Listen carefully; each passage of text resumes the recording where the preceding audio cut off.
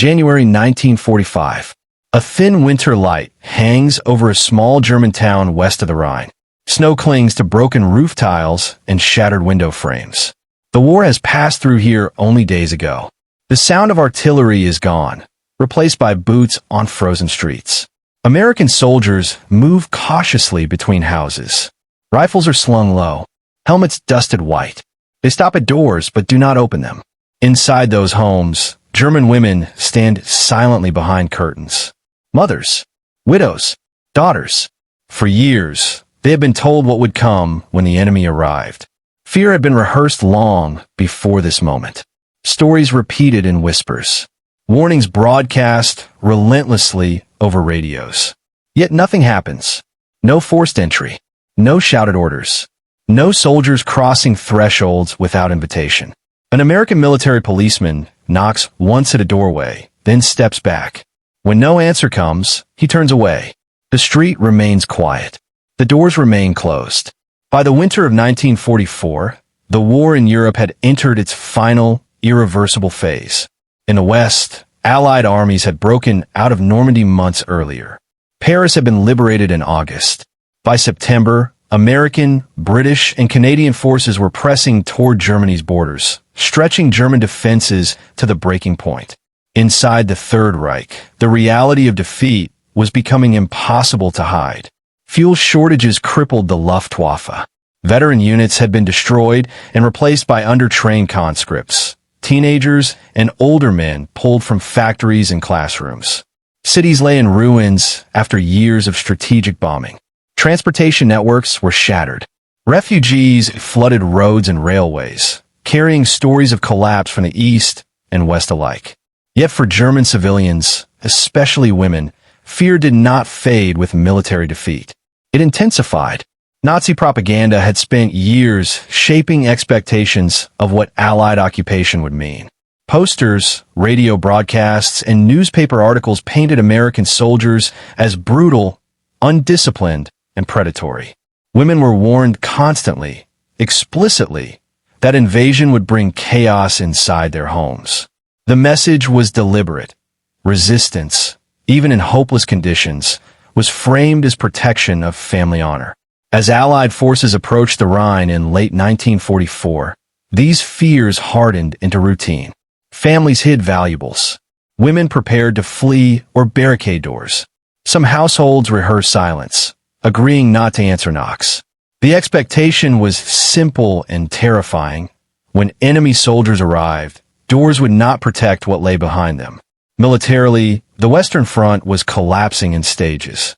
The failed German counteroffensive in the Ardennes, the Battle of the Bulge, had drained remaining reserves.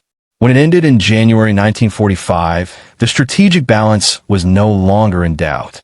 Allied forces regrouped, reorganized, and prepared for the final crossings into Germany itself. For civilians west of the Rhine, occupation was no longer theoretical. It was imminent. And what they believed would happen next had been shaped less by reality than by years of carefully engineered fear. That fear followed them into the final days before Allied troops arrived, right up to the moment when American boots finally echoed outside their doors. When American forces prepared to enter Germany, they did not do so without instruction.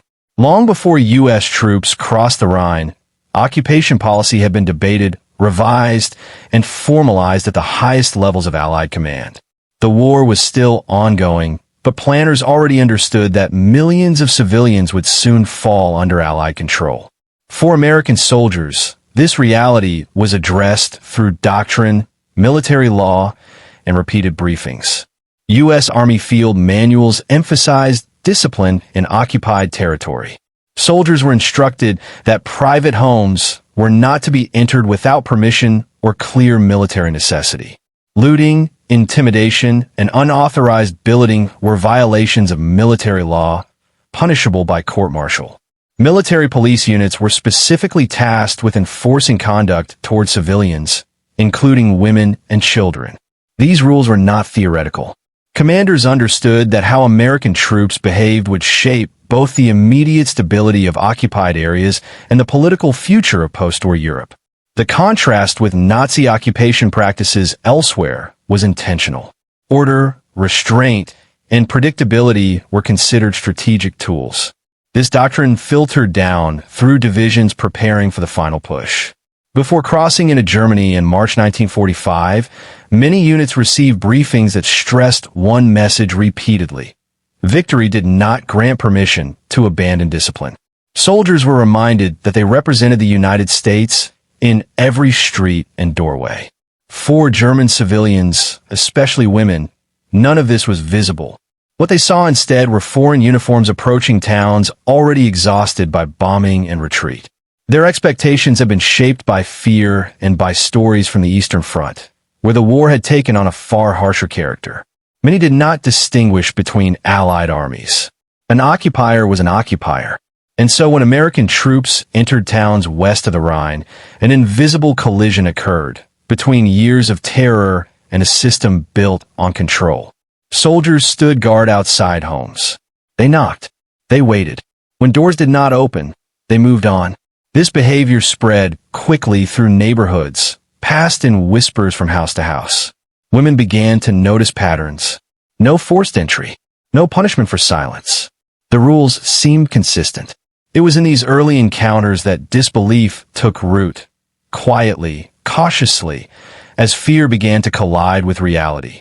That collision would soon reveal itself from multiple angles, each offering a deeper understanding of why restraint, rather than force, defined this moment. The human angle. For German women, the home had become the last line of defense by 1945. Men were absent, killed, captured, or still fighting. What remained were households led by mothers, daughters, and elderly relatives.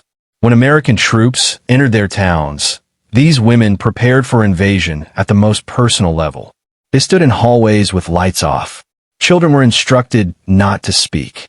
Doors were locked not for security, but for dignity. What stunned them was not kindness, but restraint. Soldiers stopped at doorways and did not cross them.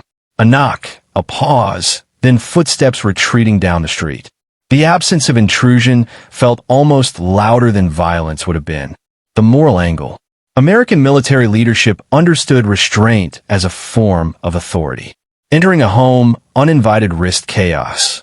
Discipline, by contrast, projected control. By refusing to cross thresholds without permission, soldiers reinforced an invisible boundary, one that signaled order in a landscape defined by collapse. Power was shown not through force, but through the ability to withhold it. The psychological angle. Years of propaganda had prepared German women for the worst. When it did not arrive, confusion followed fear. The mind struggled to reconcile expectation with experience. Silence became a test. Each unbroken door challenged everything they had been told about the enemy. Gradually, disbelief replaced panic, not as relief, but as uncertainty. This quiet shift did not happen in isolation. It repeated across towns and villages, multiplying into a shared realization. And as these encounters accumulated, other forces, military structure, leadership decisions, and comparisons with other fronts began to sharpen the meaning of what was happening. The military discipline angle. The behavior German women witnessed was not accidental. American units advancing into Germany operated under strict chains of command.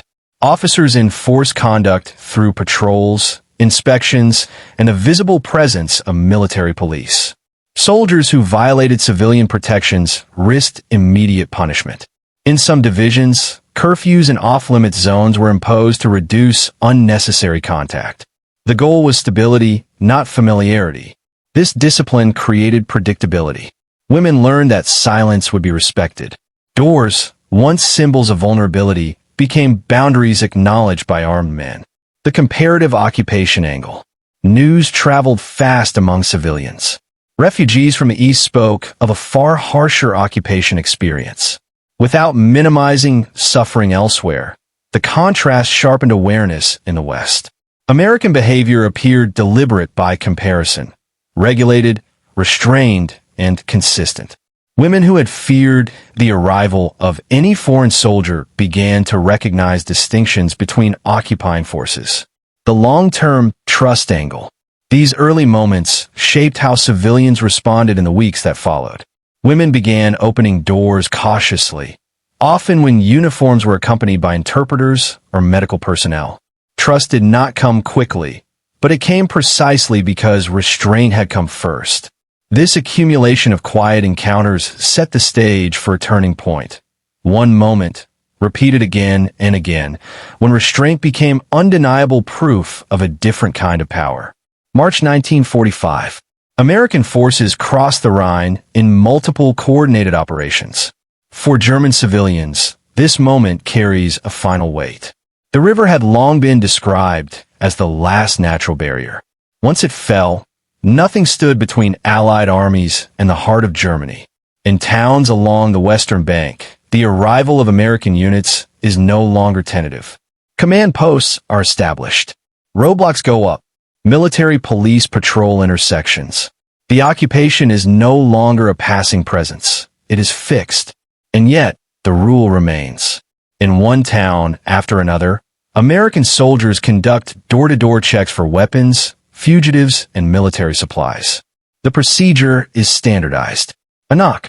Identification shown. A request. Never a demand. When no response comes, soldiers note the address and move on unless there is clear cause to enter. German women watch this happen repeatedly. In some cases, officers explicitly intervene. After-action reports and unit records describe commanders halting overzealous searches, reminding troops of regulations. Homes are not to be entered without consent or necessity. Curiosity is not cause. Victory is not justification. For civilians conditioned to expect humiliation, this consistency is decisive. It is no longer coincidence. It is policy. Women begin to speak quietly among themselves. Not with relief, but with astonishment. The doors have held, not because they were strong, but because they were respected.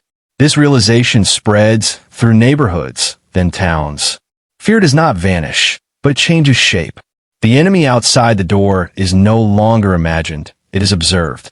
And in that observation, something irreversible begins. By late March 1945, the pattern of restraint is unmistakable. American troops advance into villages and small towns with the same protocol. Cautious approach, polite request, withdrawal if denied entry. Reports from multiple divisions, recorded in after-action logs and personal diaries, confirm the phenomenon. Soldiers note the surprise and cautious cooperation of civilian women, often describing quiet streets where doors remain closed until invited. In one documented incident in a Rhineland town, American military police passed a block of row houses.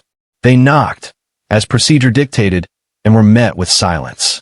Rather than forcing entry, they circled the block, maintaining observation from a distance. German women watched from upstairs windows, peering cautiously, their hearts racing not with fear of intrusion, but with disbelief at its absence. When the MPs finally departed, whispers filled the empty corridors. They did not come in. They did not take. They did not force us. This repeated behavior triggers a subtle psychological transformation. Disbelief turns into cautious trust. German women begin to open shutters slightly, to leave small notes or signals acknowledging soldiers' presence without direct contact. The streets remain tense, but fear no longer dominates perception. Civilians begin to adjust their routines, moving with measured confidence that the rules will be observed. Military discipline, once abstract, is now tangible. The American Army demonstrates that power can be exerted without coercion. Homes, once private sanctuaries threatened by expectation, are now respected as boundaries. For women who have lived under totalitarian rule for years, this revelation carries emotional weight. It is a quiet victory for human decency amid the chaos of war. As these encounters accumulate across the occupied regions, the narrative of occupation begins to shift from one of inevitability and terror to one of structured authority and controlled engagement. And with this shift, the immediate post-occupation period begins to take form, setting the stage for the consequences that follow. Spring 1945. The Western Allies pushed deeper into Germany. Cities that were once centers of industry and propaganda now lie in rubble. Transportation networks are fragmented. Millions of civilians are displaced. Among them, German women navigate streets still bearing the scars of months of bombing and combat. The conduct of American forces during this period leaves a distinct impression. Reports from both officers and soldiers note that civilian compliance increased in towns where restraint was observed. Women, once frozen by fear, begin to perform routine activities, cooking, washing, and tending children, without immediate threat of intrusion. Markets cautiously reopen. Curfews remain, but interaction between civilians and military personnel becomes structured rather than chaotic. Diaries and letters from the time capture the psychological shift. One woman in the Rhineland records, "They came, they looked, and they left. We did not hide. We did not speak. And yet, we were not afraid to stay." Such accounts, repeated across occupied towns, highlight the contrast between expectation and reality. The American refusal to enter homes uninvited reshapes the immediate social fabric of these communities. At the same time, the broader military situation advances relentlessly. Allied combat units continue operations towards central Germany, but occupation units now have a template for engagement: respect boundaries, enforce rules consistently, and rely on discipline rather than intimidation. For civilians, particularly women, this translates into the first tangible sense of order in months of chaos. The lessons of restraint resonate in quiet streets, whispered among neighbors, and observed from the windows of homes once assumed to be vulnerable. This immediate aftermath sets the stage for longer-term effects. How behavior, trust, and memory intertwine as the war draws to a close and the world begins to consider the implications of occupation policies. As 1945 progressed, the war in Europe came to its final conclusion. Germany surrendered unconditionally in May, leaving millions of civilians to reckon with the aftermath of occupation. For German women who had experienced the cautious respect of American troops, memories of restraint endured long after the streets were emptied of soldiers. Post-war reports and historical analyses emphasize the significance of early occupation conduct. The U.S. Army's strict adherence to regulations regarding civilian homes created patterns of trust in communities otherwise devastated by war.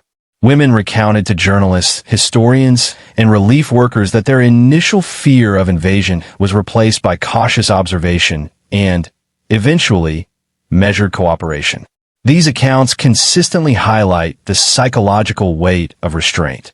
The refusal to enter homes uninvited, the maintenance of order without intimidation, and the consistent enforcement of military law.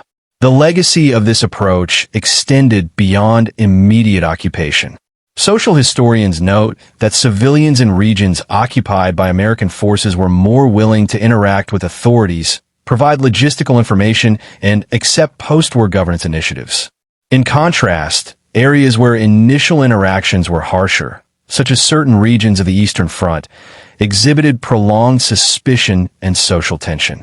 The actions of American soldiers in these early months set precedents for post-war reconstruction, humanitarian aid, and civic cooperation. Moreover, the experience left a lasting imprint on the cultural memory of war.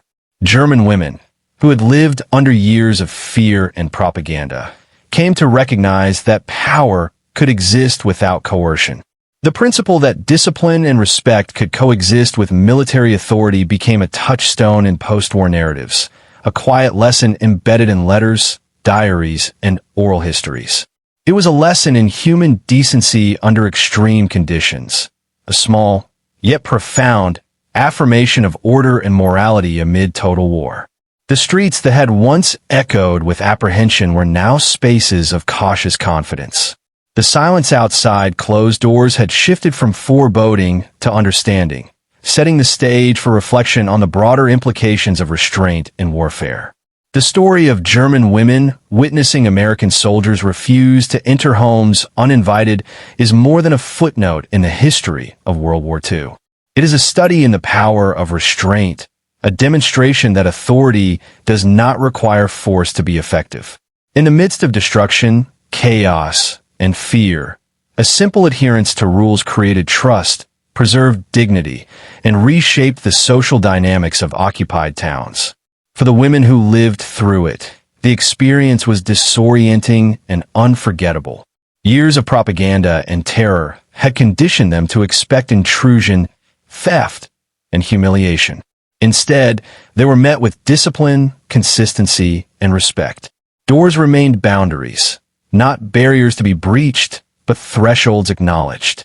That quiet act of restraint, repeated across villages and towns, revealed a form of power that is often overlooked in histories dominated by battles and strategy: the authority of moral and institutional order. This moment resonates beyond the immediate context of the war. It serves as a reminder that the conduct of soldiers toward civilians can have consequences far beyond the battlefield.